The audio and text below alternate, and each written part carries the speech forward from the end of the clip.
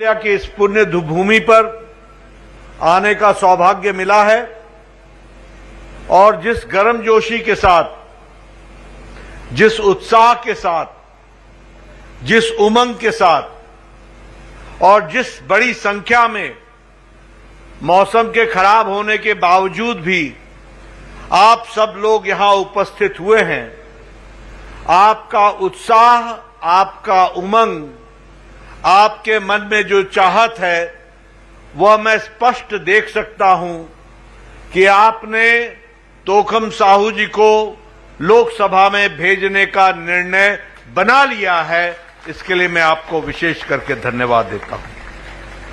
मैं जब यहां राजनीतिक दृष्टि से आप सबके बीच में चर्चा करने के लिए आया हूं तो आपको सबसे पहले मैं धन्यवाद भी देना चाहता हूं और दोनों हाथ जोड़ करके आपको धन्यवाद देना चाहता हूं कि आपने पिछले 3 महीने पहले जब मैं यहां आया था और विधानसभा के चुनाव के प्रचार में हम सब लोग यहां उपस्थित हुए थे, तो आपने प्रधानमंत्री मोदी जी की निवेदन को सुना, समझा, हम सबके निवेदन को आपने समझा और आपने बघेल की कुशासित सरकार को उखाड़ फेंका और भारतीय जनता पार्टी की सरकार बनाई।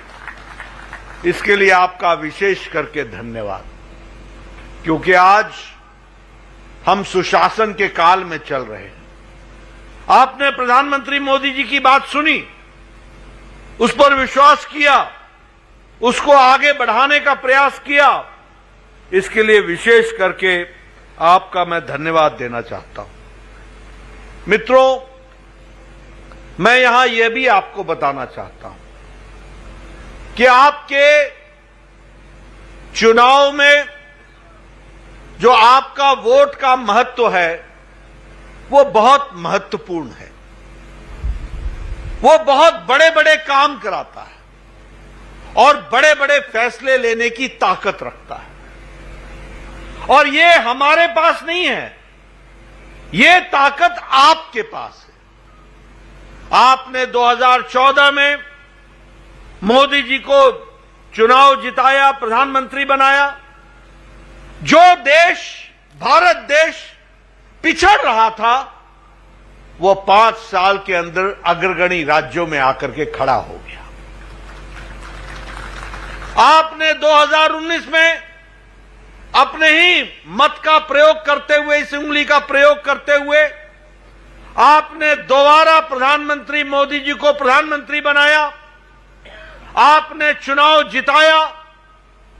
आपके चुनाव जिताने के माध्यम से एक मजबूत, एक स्थिर, एक ताकतवर और जनता के हित में करने वाले काम की सरकार मोदी जी के नेतृत्व में बनी।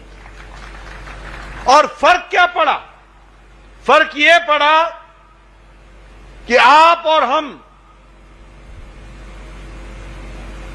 1951-52 से 4-4 पीढ़ियां बीजेपी और जनसंघ की खप गई। हम नारे लगाते रहे, एक देश में 2 निशान, 2 विधान, 2 प्रधान नहीं चलेंगे। जम्मू कश्मीर में 2 झंडे थे, एक झंडा भारत का और एक झंडा जम्मू कश्मीर का। जम्मू कश्मीर में 2 विधान थे, एक विधान भारत का और एक विधान जब उनकी विधानसभा पारित करे तब जाकर के वो कानून बनता था। और उसी तरीके से उनको एक अधिकार दिया गया था धारा 370 के तहत।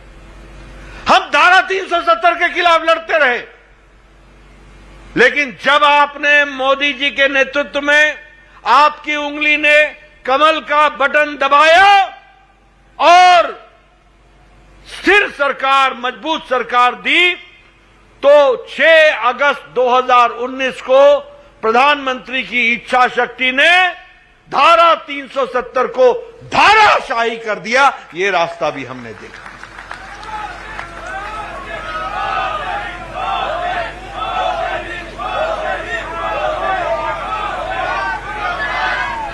हमने